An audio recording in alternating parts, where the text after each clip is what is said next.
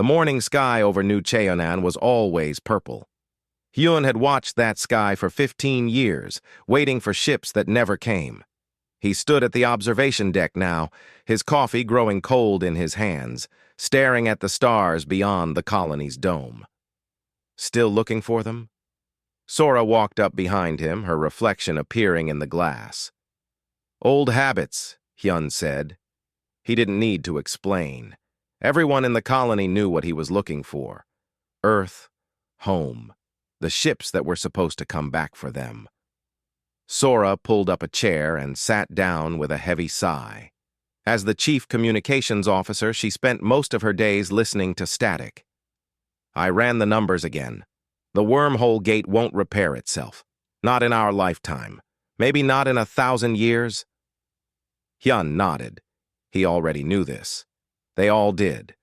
15 years ago, the gate network had collapsed without warning. One moment, New Cheonan was a thriving mining colony connected to a dozen worlds. The next moment, they were alone, cut off, forgotten. 200,000 people lived on this colony now. They had been born here, or they had come here for work, or they had been unlucky enough to be visiting when the gates fell. Now they were just survivors, making the best of what they had. "Governor Minho wants to see you," Sora said quietly. Hyun felt his stomach tighten. The governor only called emergency meetings for bad news. "When?" "Now. He's in the command center with the defense team." They walked through the colony's main corridor in silence. Children played in the streets, laughing and chasing each other. Market vendors sold fresh vegetables from the hydroponics farms. Life went on because it had to. But Hyun could see the wear on people's faces. 15 years of hoping, 15 years of disappointment. The command center was packed when they arrived. Governor Minho stood at the central display, his face grave. Yuna, the head of civilian evacuation, was already there. So were the other defense coordinators. "Show them," Minho said to his assistant. The main screen flickered to life. It showed deep space sensors, the kind used to detect asteroids and debris. But what Hyun saw made his blood run cold. Ships, dozens of them, coming toward New Cheonan from outside the system. "They appeared 3 hours ago," Minho explained. "We've been trying to identify them, but they don't match any design in our database." Hyun stepped closer to the screen. The ships were angular, brutal-looking. Warships. He had served in Earth's Navy before the gates fell. He knew military vessels when he saw them. "Have they responded to our hails?" Hyun asked. "Yes." Minho's voice was flat. He pressed a button and a new message played. The voice was translated by the computer, but the tone needed no translation. It was cold, demanding, final. "Attention, primitive colony.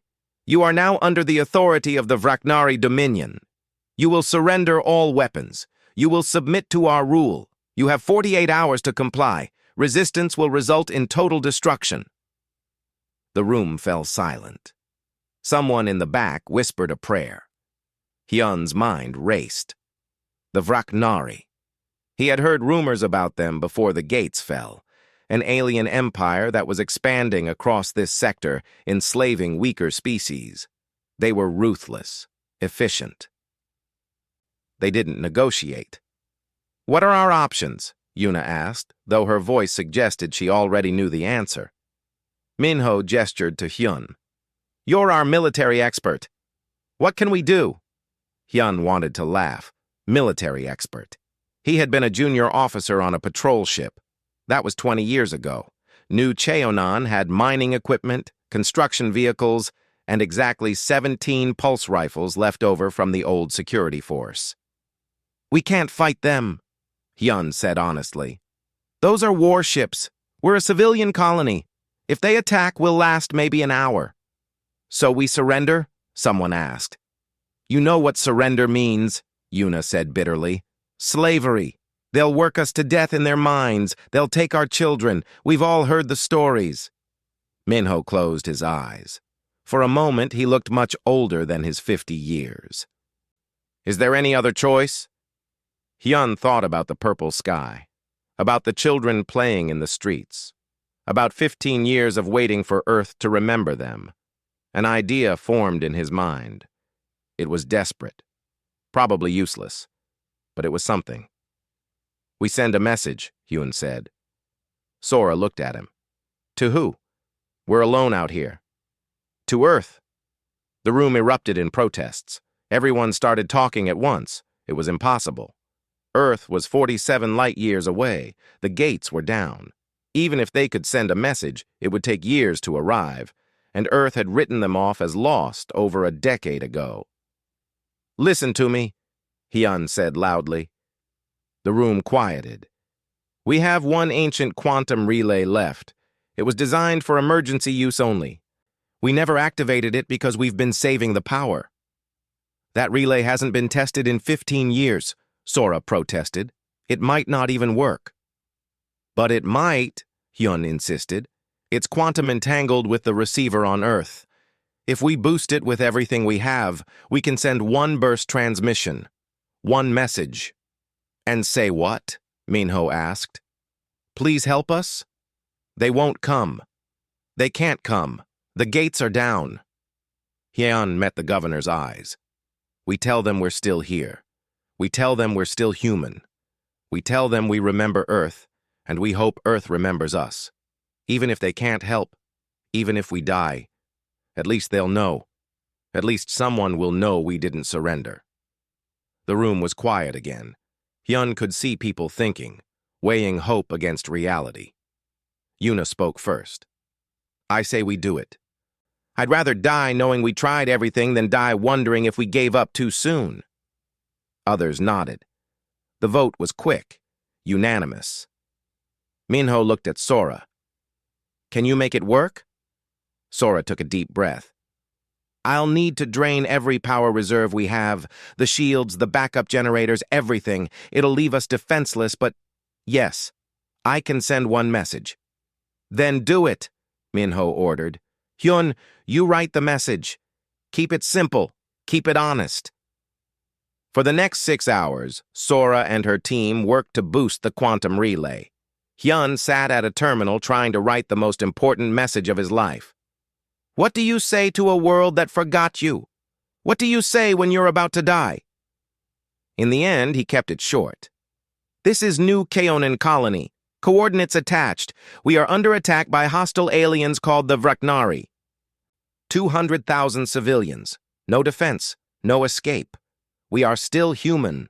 We still remember Earth. If anyone receives this, know that we held our heads high. We did not surrender. Please remember us. He added the colony's location, their situation report, and a compressed file of their history. Everything Earth would need to know they had existed. Sora found him at sunset. We're ready. Power cells are charged. This is it. They walked to the communications tower together. Half the colony had gathered to watch. They stood in silence as Sora initiated the transmission sequence. The tower hummed. Lights flickered across the colony as power drained from every system. The quantum relay glowed brighter and brighter, and then a flash of light.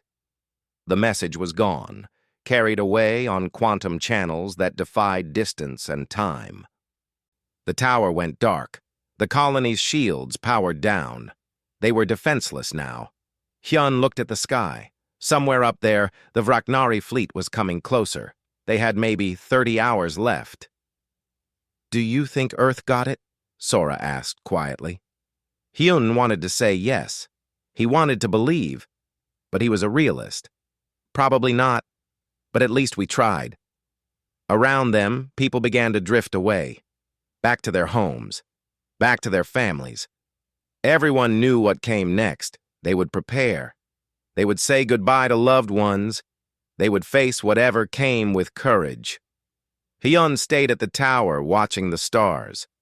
Somewhere out there, 47 light years away, was Earth. Was home. He wondered if anyone was listening. He wondered if anyone cared. The purple sky darkened to black. The first stars appeared. And somewhere in the darkness, the Vraknari fleet drew closer. The message arrived at Earth at 3 in the morning, Lunar Standard Time. A junior technician named Doyun was monitoring the deep space quantum array when his terminal started screaming alerts. At first, he thought it was a malfunction. The quantum receivers hadn't detected anything in months. Then he saw the source code, New Kaonan, a colony that had been declared lost and abandoned 15 years ago. Doyun's hands shook as he downloaded the transmission. It was short, desperate, and absolutely genuine. He verified the encryption keys 3 times. They matched old Earth military protocols from before the gate collapse. This was real. He immediately called his supervisor. 10 minutes later, he was on a secure line with fleet intelligence. 20 minutes after that, he was being rushed to Luna Base in a military shuttle, the message file locked in an encrypted case handcuffed to his wrist. Admiral Tae-yang was in her quarters when the call came. She had been asleep, dreaming of nothing in particular. Now she sat in her office, fully dressed in her uniform, reading the message from New Cheonan for the 5th time. 200,000 people, she said quietly. Captain Gina stood across from her desk. Gina commanded the dreadnought Indomitable, the flagship of the Titan fleet. She had read the message too. We thought they were all dead. We wrote them off, Tae-yang corrected. There's a difference. Doyen stood nervously by the door. Admiral, I've analyzed the quantum signature. The transmission was sent approximately 6 hours ago. Given the distance and the urgency in the message, I estimate they have less than 48 hours before the Vraknari attack. Tae-yang stood and walked to the window. Outside, the lunar surface stretched gray and lifeless. But beneath that surface, in massive caverns carved from ancient rock, waited humanity's greatest secret, the Titan fleet. For 60 years, Earth had been building warships in secret. The public knew nothing about it. The galaxy knew nothing about it. After the brutal First Contact Wars a century ago, humanity had learned a hard lesson. Peace was good. Peace was preferable. But peace only lasted as long as you could defend it. So Earth had built weapons, massive weapons, weapons that violated every galactic treaty that Earth had never signed because they had never been asked to join the Galactic Concordat. Earth was considered a minor power, a backwater species content to trade quietly and stay out of galactic politics. That was exactly what Earth wanted everyone to think. Get me the Council, Tae-yang ordered. The Unified Earth Council convened within the hour. 12 representatives from across Earth and the solar system appeared on holographic displays. Tae-yang stood at the center, the message from New Cheonan playing on every screen. This is confirmed authentic? Asked Counselor Park. Yes, Doyen confirmed. Quantum signature verified. Encryption keys match. Voice analysis identifies the sender as Hyun Tae-min, former Earth Navy officer, served on the patrol ship Horizon before the gate collapse. He's asking for help we can't provide, another counselor said. The gates are down. We can't reach them. Yes, we can, Tae-yang said quietly. The council fell silent. They all knew what she meant. You want to activate the Titan fleet, Counselor Park said. It wasn't a question. 200,000 humans are going to die, Tae-yang said. They sent us a message. They still believe in Earth. They still remember us. Are we going to abandon them? The fleet isn't ready, someone protested. We haven't completed full trials. The quantum slip drives are still experimental. The drives work, Captain Gina interrupted. We've run simulations. We've done short-range jumps. They'll get us there. And then what? Another counselor demanded. We reveal ourselves to the galaxy? We start a war with this Vraknari Dominion? We've stayed hidden for 60 years specifically to avoid situations like this? Tae-yang pulled up a holographic display. It showed the Vraknari Dominion's territory, dozens of conquered species, millions of enslaved people, entire civilizations erased. We stayed hidden so we could survive, Taeyang said. But we didn't survive just to hide forever. We survived so that when our people needed us, we could answer. This is that moment. The debate lasted 17 minutes. Taeyang didn't speak again. She let the message play on repeat. Hyun's voice, steady and resigned. We are still human. We still remember Earth. When the vote came, it was unanimous. Admiral Taeyang, Counselor Park said formally, you are authorized to activate Protocol Omega, retrieve our people, use whatever force is necessary. Taeyang saluted. Understood. No human left behind. The council ended the call. Taeyang turned to Gina and Doyun. Captain, prepare the Indomitable for immediate deployment. Officer Doyun, you're coming with us. I need someone who knows every detail of that message. Yes, Admiral, they both said. The next 6 hours were organized chaos. Across the solar system, hidden military installations came to life. On the dark side of Luna, massive hangar doors opened for the first time in decades. In the asteroid belt, shipyards that were registered as mining operations revealed their true purpose. The Titan fleet emerged from hiding, 73 dreadnoughts, each one 3 kilometers long and bristling with weapons, 300 cruisers, fast and deadly, supply ships, medical vessels, troop carriers, thousands of support craft, the largest military fleet humanity had ever assembled. Gina stood on the bridge of the Indomitable, watching the fleet gather in formation. She had trained her whole life for this moment. She had commanded the Indomitable through dozens of simulations. But this was real. All ships report ready, her tactical officer said. Good. Gina opened a fleet-wide channel.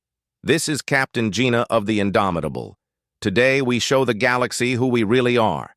Today we prove that Earth never forgets its own. Our mission is simple. We go to New Cheonan. We save our people. Anyone who tries to stop us will regret it. Across the fleet, thousands of crew members cheered. They had waited their whole lives for this. Most of them had been born in the fleet, raised in secret, trained for a war that might never come. Now it had come. Admiral Taeyang's face appeared on every screen. All ships, prepare for quantum slip jump. Destination, New Cheonan. Distance, 47 light-years. Estimated travel time, 31 hours. Gina felt her stomach tighten. 31 hours. They would arrive with maybe hours to spare, maybe less. Navigation, plot the jump, she ordered. The Indomitable's quantum slip drive powered up. It was technology humanity had developed in secret, reverse-engineered from alien wrecks, and improved beyond anything the galaxy currently used. It was faster than traditional warp drives, faster than anything except the old wormhole gates. All ships ready? The fleet coordinator reported. Then let's go bring our people home, Taeyang said. All ships jump. The Titan fleet vanished from Earth space in a flash of distorted light. The moon hung silent behind them. The Earth continued its slow rotation, unaware that its greatest warriors had just gone to war. On the Indomitable's bridge, Gina pulled up the message from New Cheonan one more time. She studied Hyun's service record. Former officer, defense coordinator now. He had kept those people alive for 15 years. Hold on, she whispered to the recording. We're coming. Earth is coming. Doyen worked at his station, calculating their arrival time against the Vraknari deadline. The numbers were tight. Very tight. We're going to make it, he said, though he wasn't sure if he was convincing himself or reassuring the crew. The Indomitable slipped through quantum space, surrounded by the largest battle fleet Earth had ever deployed.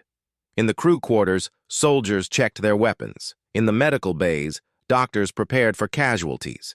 In the engineering sections, technicians monitored the drives that pushed them faster than light toward a colony that still believed in Earth. Taeyang stood in her command center, watching the countdown timer. 31 hours, to New Cheonan. She thought about those 200,000 people, waiting, hoping, probably preparing to die. "Not today," she said to herself. "Not while I'm breathing." The fleet drove forward through the darkness between stars. Behind them, Earth was already preparing the next wave. If the Titan fleet wasn't enough, if the Vraknari proved too strong, Earth would send everything, every ship, every weapon, every soldier. But Taiyang didn't think it would come to that. The Vraknari had fought primitive species. They had conquered colonies with basic weapons and no support. They had never fought Earth. They had never fought a species that had spent 100 years preparing for war while pretending to want peace. They were about to learn the difference. The quantum slip drive hummed. The fleet flew faster. And in the darkness ahead, New Cheonan waited for a miracle it didn't believe would come. The Vraknari deadline came and went like a passing storm. Governor Minho stood in the command center, staring at the communication panel. The alien fleet's final message still echoed in his mind. "Your time is up. Surrender or die." Minho had sent back a single word: "No." Now, the bombardment began. The first impacts hit the colony's outer shields at exactly noon. Hyun watched from the observation deck as bright flashes lit up the purple sky. The shields held for the first volley, then the second. By the third volley, warning alarms screamed through the corridors. "Shields at 40%, someone shouted over the comm system. Hyun ran toward the defense center. All around him, people were moving with purpose. Parents carried children toward the deep shelters. Emergency crews rushed toward their stations. Everyone knew the plan. They had drilled for this. But drills were different from reality. The shields collapsed after 22 minutes. Hyun had hoped for 30. The Vraknari were efficient. He would give them that. They knew exactly where to hit to cause maximum damage with minimum effort. Explosions rocked the surface structures. The hydroponics dome shattered, sending glass and plants into the air. The main power station took a direct hit and went dark. Emergency lights flickered on throughout the colony. "All defense teams." "This is Hyun," he said into his comm unit. "They're coming down. Take your positions." He had divided the colony's defenders into small groups. 17 pulse rifles, 8 converted mining mechs, dozens of improvised explosives. Against a proper military force, it was nothing. But it was all they had. The first Vraknari landing craft touched down near the northern section. Hyun watched through a security camera as the ramp lowered. Alien soldiers poured out, their armor gleaming in the purple light. They moved in perfect formation, weapons ready. They expected an easy fight, a civilian colony with no real defenses. They were half right. Junho waited in the darkness of a mining tunnel, his hands on the controls of a massive excavation mech. The machine was 30 meters tall, designed to drill through solid rock. The Vraknari soldiers walked past his position, confident and alert. Junho activated the drill. The mech burst from the tunnel entrance like a metal monster. Its industrial drill, spinning at 3,000 RPM, caught the first Vraknari transport vehicle and tore it apart. Alien soldiers scattered, firing their weapons at the unexpected threat. "For New Cheonan!" Junho shouted, driving the mech forward. Across the colony, other defenders struck. A squad with pulse rifles ambushed a Vraknari patrol in the market district. Improvised mines detonated under alien vehicles. It wasn't elegant, it wasn't professional, but it was effective enough to shock the invaders. In the command center, Sora monitored the defense efforts while simultaneously trying to hack into the Vraknari communication network. She had been a software engineer before the gates fell. Now she was their electronic warfare specialist. "I'm in," she announced suddenly. "I've got access to their tactical network." "Can you disrupt it?" Yuna asked. "Better. I can broadcast to it." Sora pulled up files she had prepared. Images of Earth's old wars, the World Wars, the First Contact Wars, humanity's bloody history of survival through violence and determination. She sent it all to every Vraknari ship and soldier. "This is New Cheonan colony," she broadcasted in translated Vraknari. "You think you know humans. You think we are weak because we are a small colony. You are wrong. We are human. We survived ice ages. We survived plagues. We survived wars that killed billions. And we are still here. You don't know what you've awakened." The Vraknari commander received the transmission on his flagship. He watched the images of human warfare with mild interest. Primitive weapons, ancient conflicts. These colonists were trying to frighten him with history lessons. He ordered the ground assault to intensify. But something changed in the Vraknari soldiers on the ground. They had expected frightened civilians. Instead, they faced people who fought like cornered animals. Desperate, furious, unafraid of death. A Vraknari squad leader reported back to the flagship. "Sir, they're using mining equipment as weapons. They're fighting from the tunnels. We've lost 3 vehicles and 20 soldiers." "They're civilians," the commander snapped. "Crush them." But crushing civilians who fought like soldiers was harder than expected. Hyun led a team through the underground tunnels, striking at Vraknari positions and then vanishing into the darkness. They used their knowledge of the colony against the invaders. Every tunnel, every maintenance shaft, every hidden passage became a weapon. The fighting lasted 6 hours, 6 hours of desperate resistance against overwhelming force. Junho's mech finally fell when a Vraknari gunship targeted it directly. The big man survived the crash and limped back to the shelters, his arm broken but his spirit intact. "I got 5 of their vehicles," he said proudly as medics treated him. "Maybe 6. By nightfall, the Vraknari had secured the surface, but the cost had been higher than they anticipated.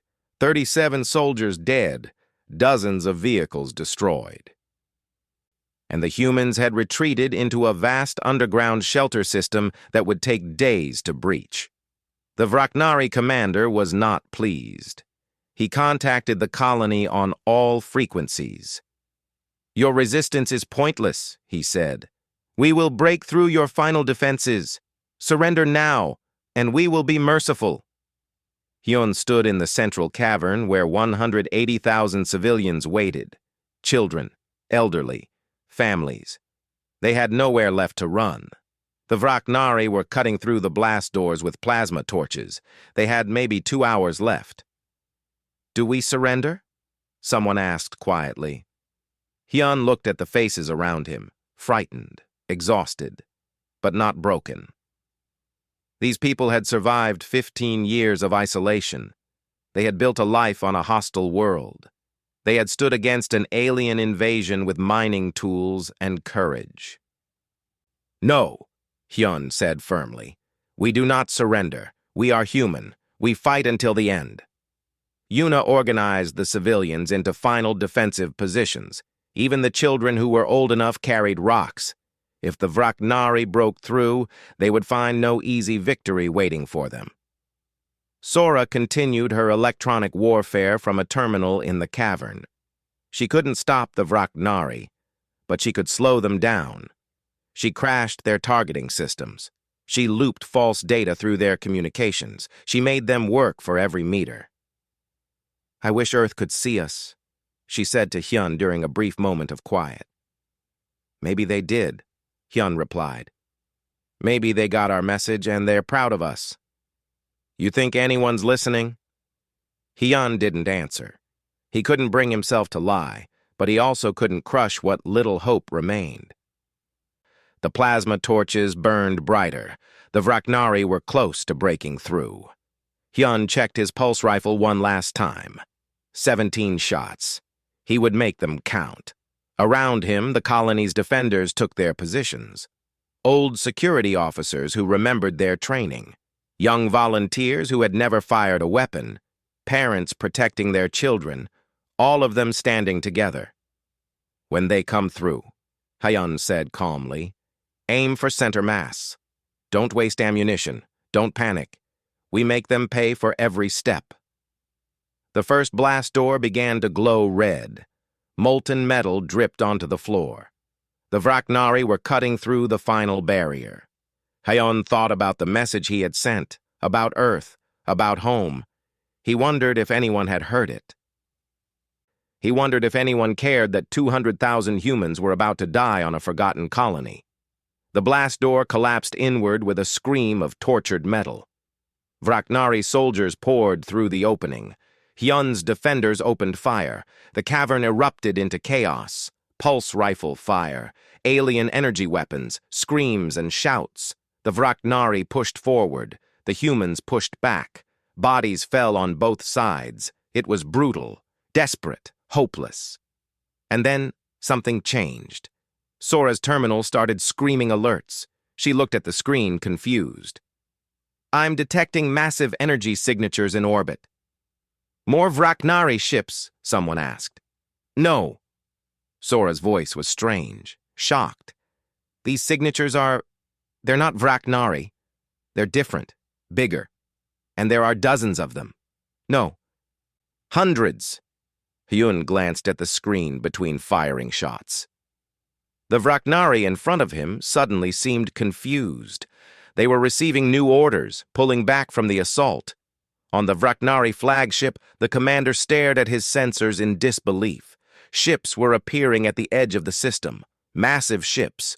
More ships than his entire fleet combined.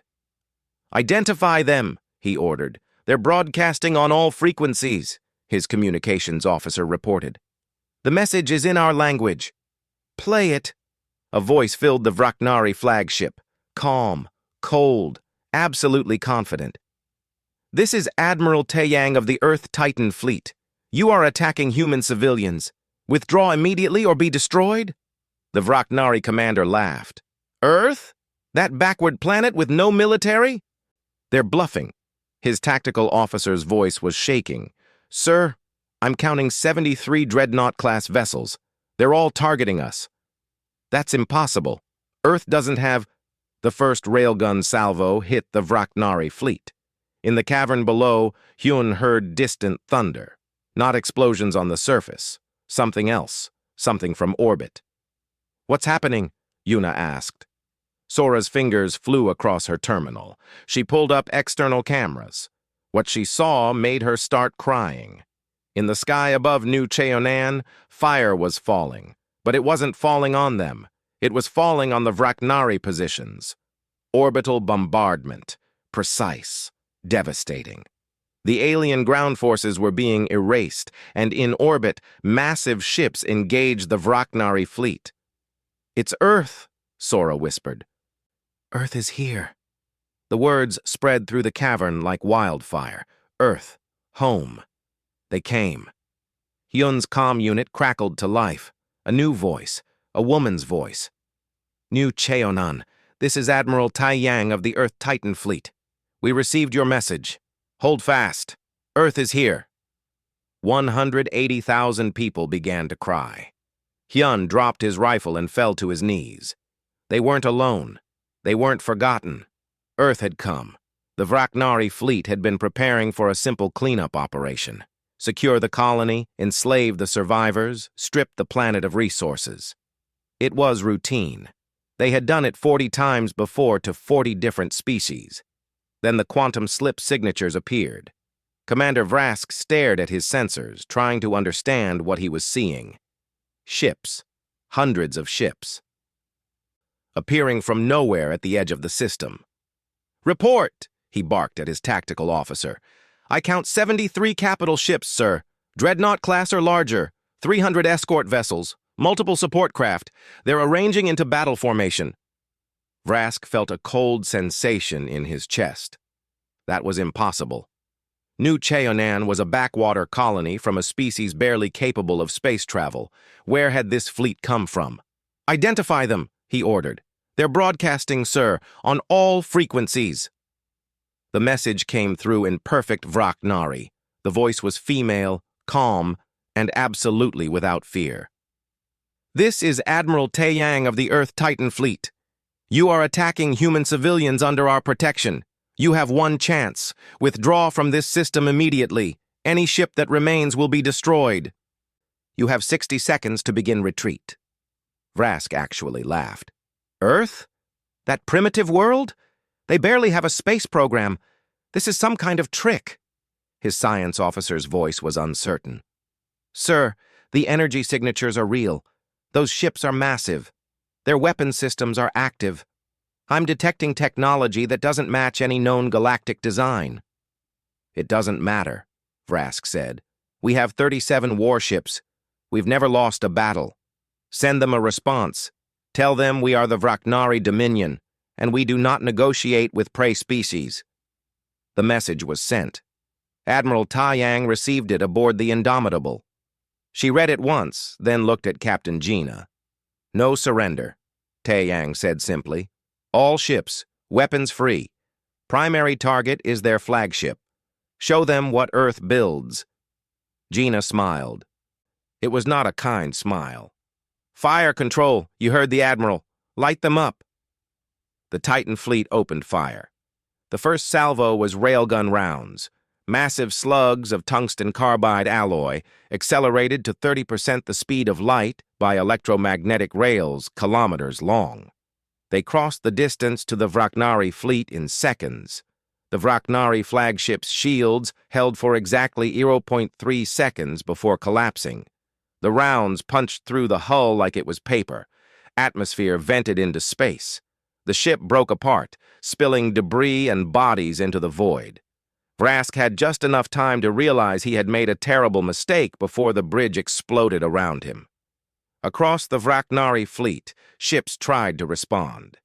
They turned their weapons toward this new threat. They fired energy beams and missiles. A few shots struck Earth vessels. The shields absorbed them without even flickering. Their weapons are centuries behind ours, the tactical officer reported to Gina. They can't penetrate our defenses. Then let's end this quickly, Gina said. All batteries, engage at will. The battle became a massacre. Earth's cruisers launched fusion missiles that tracked their targets with perfect accuracy. Each warhead carried enough power to level a city. When they hit Vraknari ships, the results were spectacular. Vessels disappeared in expanding spheres of nuclear fire. The dreadnoughts used their main guns, mass drivers that could throw projectiles the size of trucks at relativistic speeds. When those rounds hit, they didn't just destroy ships. They erased them. Matter converted to plasma. Metal turned to vapor. Doyun watched from his station on the Indomitable, recording everything. This was humanity's first major engagement since the First Contact Wars. Every piece of data would be valuable. But what struck him most was the efficiency. Earth's weapons were designed by people who had learned the hard way that war was not about honor or fair fights. War was about winning, about making sure your enemy couldn't hurt you or your people. The Vraknari were learning that lesson now. Enemy flagship destroyed, the tactical officer reported. Enemy fleet in disarray. 17 vessels destroyed, 10 damaged. The remaining ships are attempting to flee. Do not let them escape, Taiyang ordered. Any ship that attacked New Cheonan dies here. Make it clear. The Earth fleet pursued. Vraknari ships tried to jump to faster-than-light speeds. Earth's targeting computers predicted their jump trajectories and fired ahead of them. Ships emerged from FTL directly into railgun fire. It was brutal, precise, merciless. On New Cheonan's surface, Hyun stood at an observation point and watched the sky.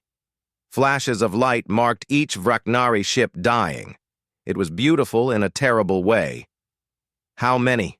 Someone asked beside him. All of them, Hyun said quietly. Earth is destroying all of them. The ground assault forces were faring no better.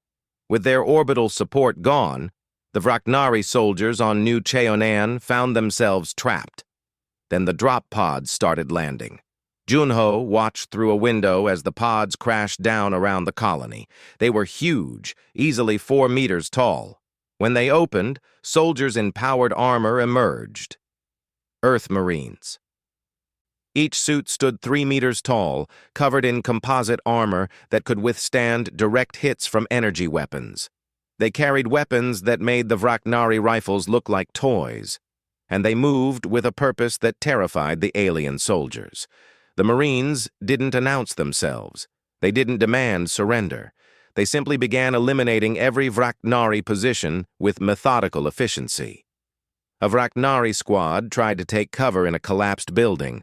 A Marine walked up to their position and fired a single round from his shoulder-mounted launcher. The building exploded. The squad ceased to exist. Another group of Vraknari attempted to use civilians as shields. The Marines' response was immediate. Precision fire through tiny gaps in the alien defensive positions. Every shot a kill, not one civilian harmed. Within 20 minutes, the Vraknari ground forces were destroyed or surrendering. In orbit, the last Vraknari ship died. It had been trying to run, its engines burning at maximum. An Earth cruiser had paced it casually, almost lazily, before putting 3 missiles into its reactor. The explosion was visible from the surface. "All enemy vessels destroyed," the tactical officer reported. "The system is secure." Admiral Tae-Yang nodded. "Casualties?" "None, Admiral. Minor damage to 2 cruisers. No deaths, no serious injuries." 18 minutes. That's how long the Battle of New Cheonan had lasted. 18 minutes for Earth to destroy an entire Vraknari battle fleet. Tae-Yang stood and straightened her uniform. "Prepare my shuttle. I'm going to the surface. Captain Gina, you have command of the fleet. Establish a defensive perimeter. I want sensors watching every approach to this system. If anything moves, I want to know about it." "Yes, Admiral." Tae-Yang's shuttle landed on New Cheonan's main pad 30 minutes later. Half the colony had gathered to watch. They stood in silence, staring at the ship that bore Earth's flag. The ramp lowered. Admiral Tae-Yang walked down, flanked by 2 Marines in full armor. She was a woman in her 60s, gray hair pulled back in a tight bun. She looked tired. She also looked absolutely unshakable. Hyun walked forward to meet her. He was dirty, exhausted, his uniform torn. He had been fighting for hours with almost no chance of survival. Now Earth's most powerful officer stood before him. He saluted. It was instinct from his old naval training. Tae-Yang returned the salute, then did something unexpected. She smiled.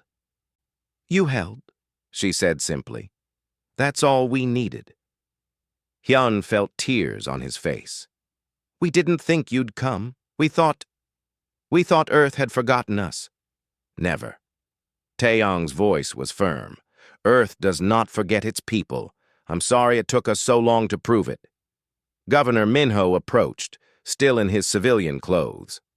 "Admiral, we don't know how to thank you." "Don't thank me yet," Tae-Yang said. "We have work to do.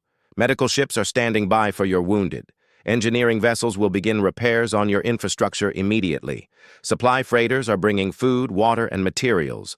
You'll have full power restored within 6 hours." Yuna was crying.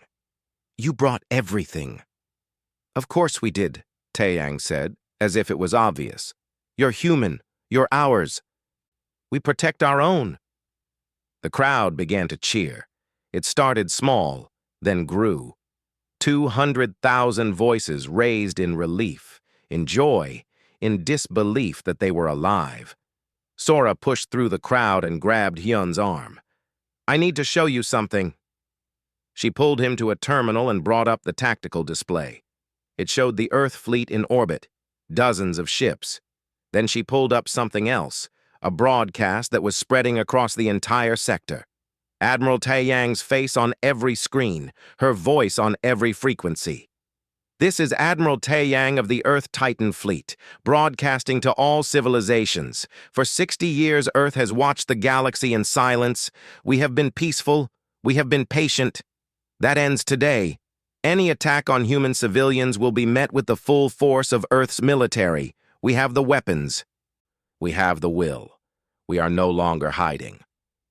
Hyun stared at the screen. "She's declaring war." "No," Sora said. "She's declaring protection. She's telling the entire galaxy that we're not alone anymore."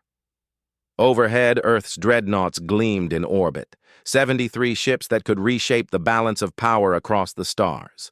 And below, on New Cheonan, children played in the streets again, laughing, safe, because Earth had come, and Earth would never leave them alone again. The repairs on New Cheonan took 3 days. Earth's engineering vessels worked around the clock, rebuilding what the Vraknari had destroyed. Medical teams treated the wounded. Supply ships brought enough food and materials to last the colony for years. Hyun watched it all with a sense of unreality. 15 years of isolation. And now Earth had brought an entire support fleet. Ships moved in orbit like stars. Marines patrolled the rebuilt streets. Children followed the soldiers around, asking questions about Earth, about the fleet, about everything. On the 3rd day, Admiral Taeyang called a meeting in the rebuilt command center. Governor Minho was there. So were Hyun, Sora, Yuna, and the other colony leaders. Captain Gina attended via holographic link from the Indomitable. "I wanted to brief you on the situation," Taeyang began. "The Vraknari Dominion has sent 3 messages demanding an explanation for what happened here. I've ignored all of them." "Will they attack again?" Minho asked. "Not likely," Gina said from her hologram. "We sent them the battle recordings. They saw what happened to their fleet. 37 warships destroyed in 18 minutes with 0 Earth casualties. That's not a battle, that's an execution." Taeyang nodded. "But we can't rely on fear alone. The galaxy needs to understand what happened here and why. More importantly, they need to understand what will happen if anyone else decides to attack human colonies." She pulled up a holographic display. It showed the entire sector, with human colonies marked in blue.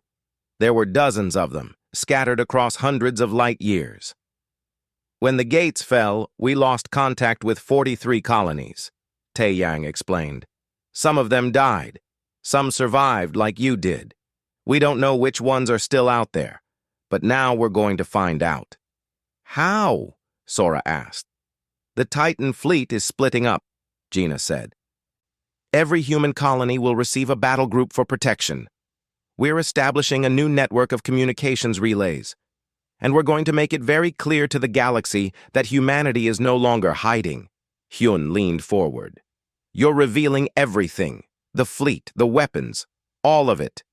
"Yes," Taeyang confirmed. "We kept our strength secret because we hoped we'd never need to use it. But New Cheonan proved we were wrong. We can't protect our people if everyone thinks we're weak, so we're showing them the truth." She pulled up a prepared statement. "I'm broadcasting this message to every major civilization in the galaxy. I wanted you to see it first." The message began to play. Taeyang's face appeared, stern and unyielding. "This is Admiral Taeyang of the Earth Titan Fleet. I speak for the Unified Earth Council and all of humanity. For 60 years, Earth has remained quiet in galactic affairs. We traded peacefully. We avoided conflicts. Many of you believed we were weak, content to stay on the edges of civilization. You were wrong." The display showed images of the Titan fleet. Massive dreadnoughts bristling with weapons. Cruisers moving in perfect formation. The full strength of Earth's military revealed for the first time. "Earth has never been weak. We have been cautious. We have been patient. We watched and waited, hoping never to need the weapons we built. But when the Vraknari Dominion attacked New Cheonan Colony, they forced our hand. 200,000 human civilians came under assault. They sent us one message, one desperate call for help. Earth answered. The broadcast showed footage from the battle. Vraknari ships exploding, the fleet being systematically destroyed. It was brutal footage, designed to make a point. The Vraknari fleet was eliminated in 18 minutes. Every ship, every soldier who refused to surrender. Earth does not wage war for conquest.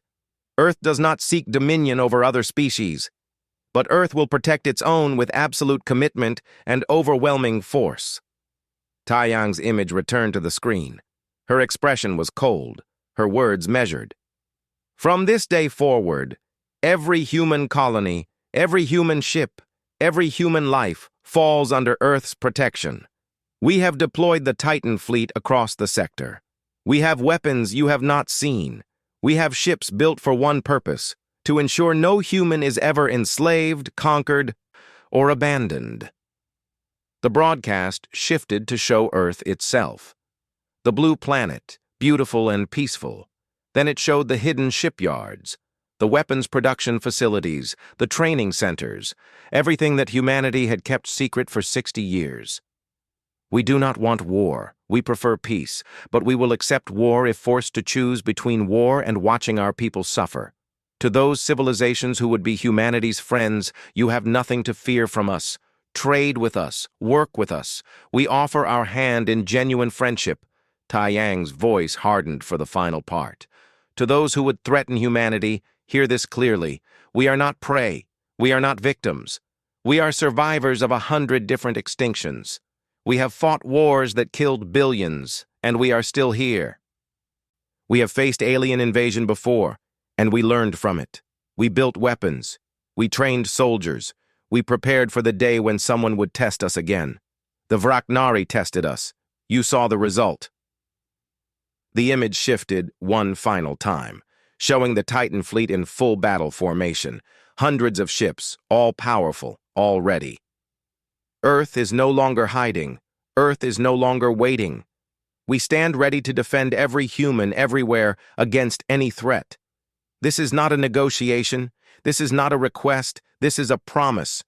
Test us and discover what humanity has become, or leave us in peace and find that we make excellent friends. The broadcast ended with Earth's symbol, a blue planet surrounded by stars. Governor Minho sat back in his chair, stunned. You're declaring yourselves a major power. We always were, Taeyang said quietly. We just stopped pretending we weren't. The broadcast went out across the galaxy on every frequency. Within hours, reactions began pouring in. The Vraknari Dominion issued an immediate formal apology. They offered reparations to New Cheonan. They requested a peace treaty with Earth. The message was desperate, terrified. They had lost an entire fleet and didn't want to lose more. 3 other aggressive empires that had been expanding in Earth's direction suddenly halted their expansion. Their territory maps were redrawn to avoid human colonies. The Galactic Concordat, the largest alliance of civilized species, sent an urgent request for Earth to join. They begged humanity to register their weapons and fleets according to galactic law. Earth's response was simple. We will join the Concordat. We will follow galactic law. But our weapons are our business. Our defense capabilities are not up for negotiation. Accept these terms or we remain independent. The Concordat accepted immediately. Doyen monitored the galactic communication networks from the Indomitable. He watched as species that had never heard of Earth suddenly became very interested in human history. They researched Earth's past, the wars, the survival against impossible odds, the stubborn refusal to give up or give in. They're terrified, he reported to Captain Gina. Good, Gina said. Fear prevents wars. Respect maintains peace. They'll learn both. On New Cheonan, life slowly returned to normal. The Vraknari damage was repaired. The colony's power systems were upgraded with Earth technology. A permanent garrison of Earth Marines established a base on the outskirts of the settlement. Hyun stood with Sora at the observation deck one evening, watching the purple sunset. In orbit, the Indomitable gleamed like a second moon. Do you think we did the right thing? Sora asked. Sending that message? We changed everything.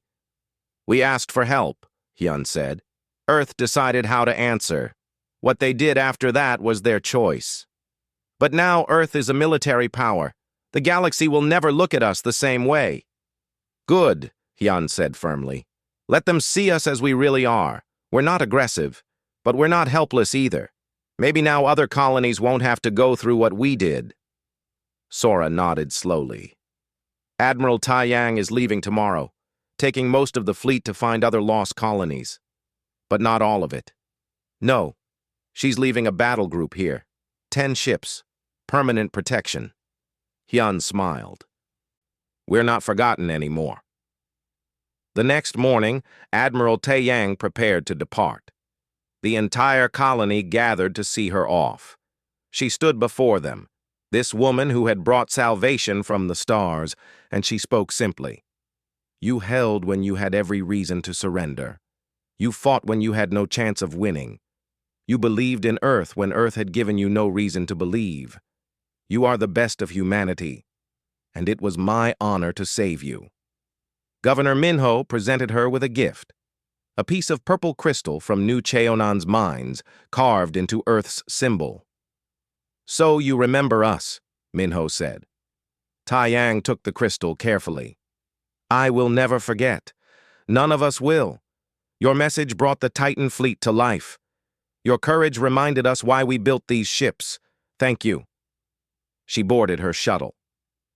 The crowd watched as it lifted off, heading toward the Indomitable. Within hours, the main fleet departed, jumping to quantum slip space in search of other lost colonies.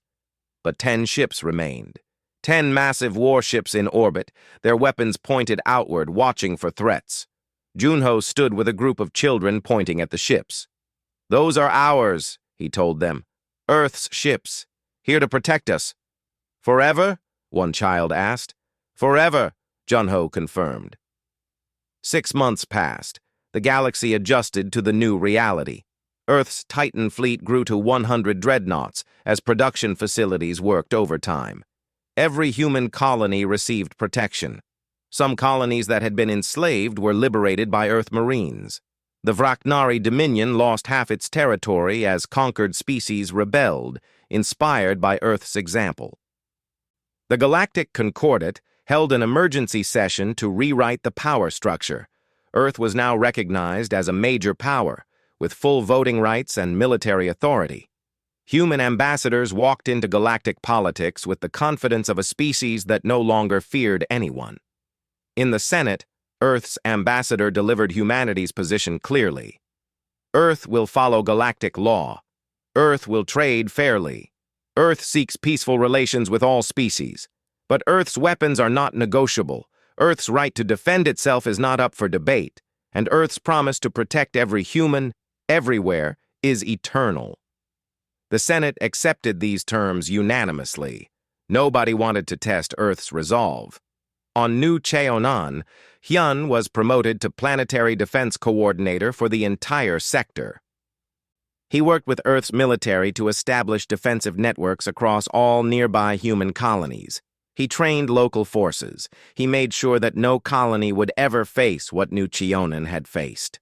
Sora became the head of the new quantum communication network, linking all human colonies together. Never again would they be isolated. Never again would they be alone. Yuna led the rebuilding efforts that transformed New Cheonan from a struggling colony to a thriving world. Earth's support never stopped. Resources, technology, people, everything humanity needed to grow. And in orbit, the 10 warships watched, silent, powerful, ready. The galaxy had learned its lesson. Humanity might prefer peace, but they excelled at war. They would negotiate, they would compromise, they would be reasonable, but they would never, ever abandon their own. The final SOS from New Cheonan had changed everything. It had awakened Earth's sleeping giants. It had brought the Titan fleet from hiding. It had announced to the galaxy that humanity was no longer a minor species to be overlooked. Earth's message was clear, broadcast on every frequency, remembered by every civilization. We are here. We are watching. We protect our own. Test us at your peril. Be our friend and find us loyal. But never mistake our desire for peace as weakness. We are human. We survived everything the universe threw at us, and we will survive anything you try. The galaxy remembered, and they never forgot.